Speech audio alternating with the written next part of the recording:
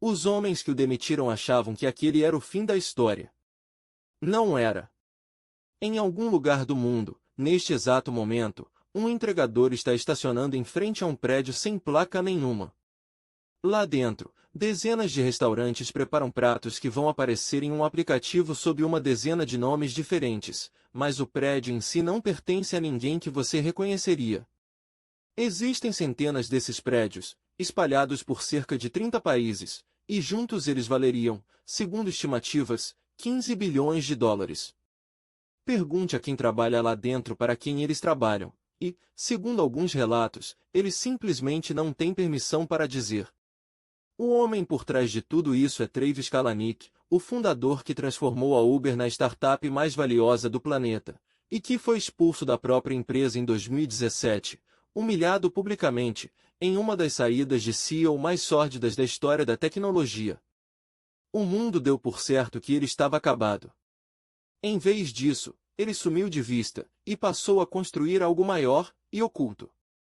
Esta é a história de como uma humilhação pública se transformou em um império secreto, e de por que, há apenas alguns meses, esse império desapareceu silenciosamente sob um nome completamente novo. O mundo conhecia Kalanick como o homem que caiu. Mas volte a fita, e a queda nunca foi a história inteira. Em 2009, Kalanick cofundou a Uber, e a conduziu, sem piedade, à condição de startup mais valiosa do planeta, uma empresa que redefiniu a forma como o mundo se movimenta e que, de quebra, transformou seu nome em sinônimo de sucesso. Ele não era apenas um fundador. Era o arquétipo de uma era, arrogante, combativo, sem pedir desculpas, o tipo de CEO que comprava briga com reguladores, com sindicatos de taxistas, com jornalistas, e quase sempre saía vencedor. Essa agressividade construiu um império, mas também construiu inimigos, dentro e fora da empresa. Quando a Uber já valia dezenas de bilhões de dólares, Travis Kalanick não estava apenas pilotando um foguete. Estava amarrado a ele, exposto aos olhos do mundo, sem nenhum lugar para se esconder quando as rachaduras começaram a aparecer. O controle de Kalanick sobre a Uber não se desfez aos poucos, ele ruiu em questão de meses. Em fevereiro de 2017, uma ex-engenheira chamada Susan Fowler publicou um post em seu blog acusando a empresa de um ambiente de trabalho tomado pelo assédio, e a denúncia explodiu publicamente de um jeito que as queixas internas jamais haviam conseguido. Semanas depois, veio à tona uma gravação de câmera veicular mostrando o próprio Kalanick repreendendo um motorista da Uber por causa da queda nas tarifas, flagrado perdendo a compostura, parecendo exatamente o valentão que os críticos sempre disseram que ele era. Em seguida veio o Greyball, um software supostamente criado para driblar reguladores, além do rebuliço em torno da divisão de carros autônomos da empresa e sua disputa acirrada com a Waymo, do Google. Os investidores toleravam a agressividade enquanto ela trazia resultado. Agora ela parecia um risco. 5 grandes acionistas, liderados pela gestora de venture capital Benchmark e seu sócio Bill Gurley, se mobilizaram contra ele, e em 20 de junho de 2017, Kalanick renunciou ao cargo de CEO. Para o mundo lá fora, o veredito era simples: o fundador arrogante finalmente havia sido engolido pelo império que construiu. Mas essa era só a história que todos podiam. Com o Kalanick fora, a Uber não parou, continuou subindo, e o valor da participação que ele ainda mantinha subiu junto. Em janeiro de 2018, um consórcio liderado pela japonesa SoftBank investiu na Uber no negócio que avaliou a empresa em aproximadamente 48 bilhões de dólares.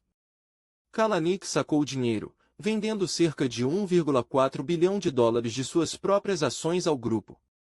Para a imprensa e o público, aquilo parecia um presente de despedida, o fundador destituído embolsando o cheque e desaparecendo de cena. Ninguém estava de olho no que ele fazia com o dinheiro. Aquele 1,4 bilhão de dólares não era um fundo de aposentadoria. Era capital semente, ali quieto, enquanto o mundo presumia que a história tinha acabado. Kalanick não tinha terminado.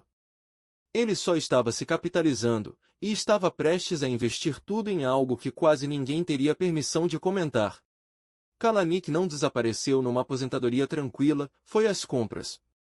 Em 2018, atuando através de seu próprio veículo de investimento privado, um fundo chamado 10.100, pronunciado 10.100, ele adquiriu discretamente uma participação majoritária numa empresa pouco conhecida chamada City Storage Systems, pagando cerca de 150 milhões de dólares. E então fez algo que quase ninguém percebeu, se nomeou CEO. Não houve turnê de imprensa. Nenhuma narrativa triunfante de fundador.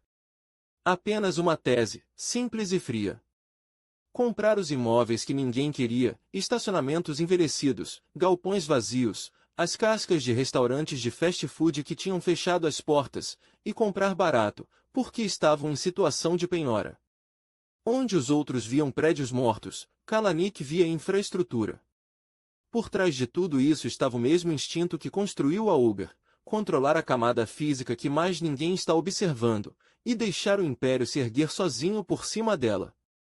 O que ele estava prestes a construir dentro daqueles prédios seria quase invisível, de propósito. Silêncio. Como se descobriu, não era vazio. Dentro daquelas cascas reaproveitadas de imóveis mortos, Kalanick estava construindo algo que o cliente comum jamais veria, e talvez nunca chegasse a entender, uma cozinha comercial só para delivery, invisível por concepção, existindo em lugar nenhum além de um ícone num aplicativo de entrega. Pense nisso como uma cozinha sem porta de entrada. Sem salão, sem recepção, sem clientes de balcão, só fogões, bancadas de preparo e uma fileira de pedidos de apps de delivery saindo da impressora. Dentro de uma dessas cozinhas, um único conjunto de equipamentos conseguia abastecer vários restaurantes diferentes ao mesmo tempo, o que o setor chama de marcas virtuais, nomes distintos, cardápios distintos, listagens distintas no aplicativo, tudo preparado pela mesma equipe, no mesmo espaço. O discurso para os donos de restaurante era pura lógica econômica. Pular o contrato de aluguel de anos e a cara reforma do salão, lançar mais rápido, gastar menos de início e conectar-se direto à demanda que já fluía pelos aplicativos de entrega.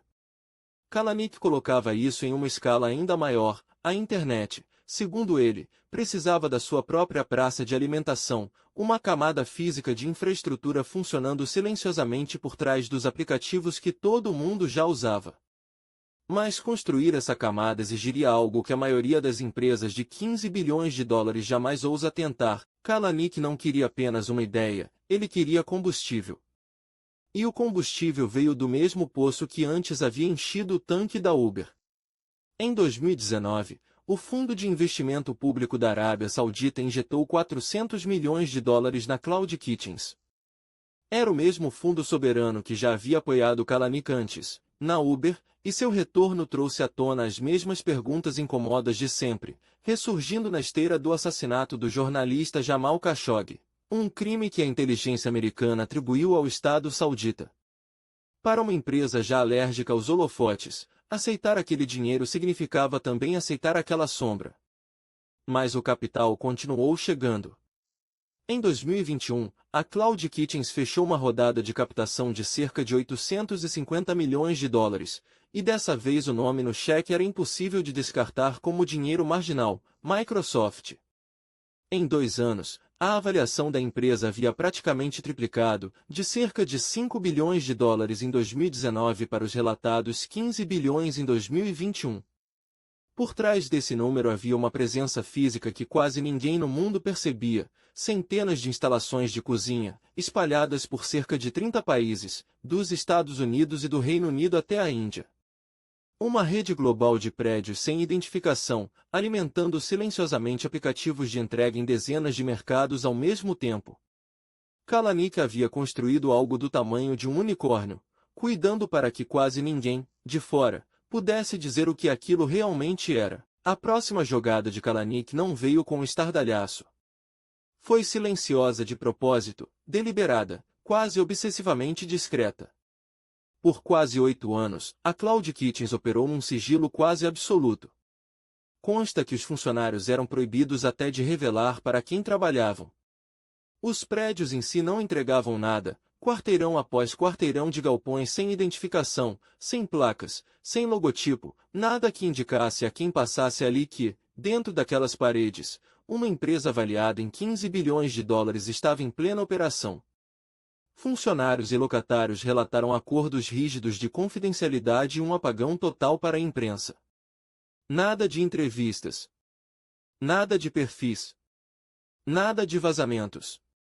Pense no que isso realmente significa. Um dos empreendedores mais reconhecíveis do planeta, o homem cujo rosto estampou capas de revista, cuja saída forçada da Uber virou notícia mundial, havia construído uma empresa que valia mais do que a maioria das companhias de capital aberto, e quase ninguém de fora sabia que ela existia.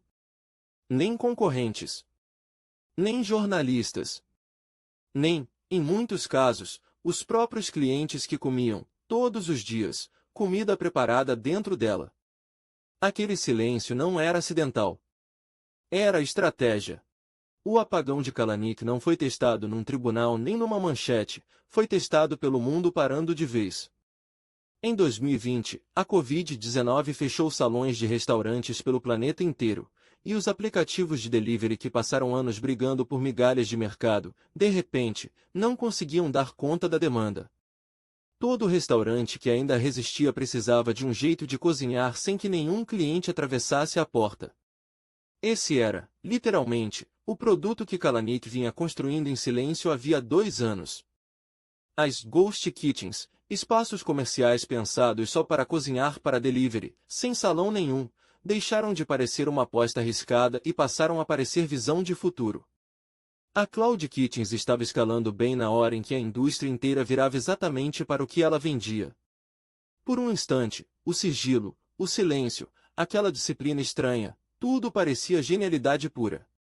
Mas demanda de pandemia não é demanda permanente, e o que parecia vindicação estava prestes a virar armadilha.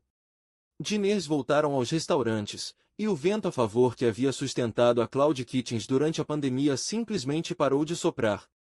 Os salões reabriram, o movimento nas ruas voltou, e os contratos de delivery que antes pareciam uma aposta sem risco se tornaram difíceis de manter. No início de 2023, as próprias instalações da Cloud Kitchens estariam operando com apenas cerca de 50% de ocupação, metade da capacidade que Kalanick havia construído ficava vazia. Os dados internos contavam uma história ainda mais dura. Em 5 unidades da Cloud Kitchens, 41 de 71 cozinhas fecharam as portas em apenas um ano, uma taxa de fracasso próxima de 58%. Esses não eram operadores marginais. Eram os inquilinos dos quais todo o modelo dependia, as marcas virtuais e as cozinhas exclusivas para delivery que deveriam provar que as Ghost Kitchens conseguiriam sobreviver à crise que as havia criado. Em 5 de setembro de 2023, o Financial Times noticiou a resposta. A Cloud Kitchens estava cortando funcionários e fechando galpões, encolhendo para sobreviver. A empresa que havia crescido em silêncio agora recuava em silêncio também. E a Cloud Kitchens não estava sozinha. Em todo o setor, a mesma conta da pandemia estava desmoronando ao mesmo tempo, em todos os lugares. A pergunta já não era mais se as Ghost Kitchens funcionavam. Era quem ainda estaria de pé quando o acerto de contas terminasse. Os funcionários de Kalanick nem sequer conseguiam citar o nome da própria empresa, mas, por trás das paredes, a tensão já se fazia sentir.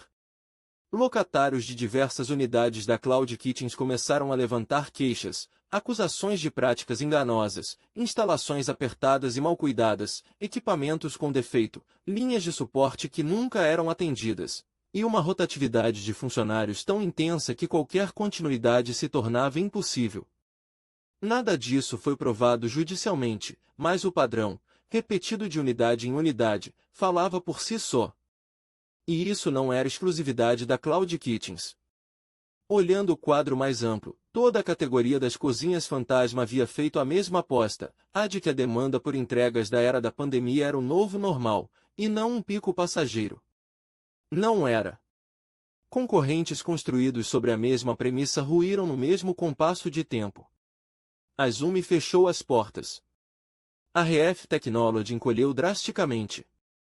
A Kitchen United, antes adquirida pela gigante varejista Kroger, foi encerrada por completo. Entre 2022 e 2023, uma geração inteira de imóveis voltados exclusivamente para delivery estava sendo dada como perda em todo o setor. A lição não era sobre a arrogância de um fundador.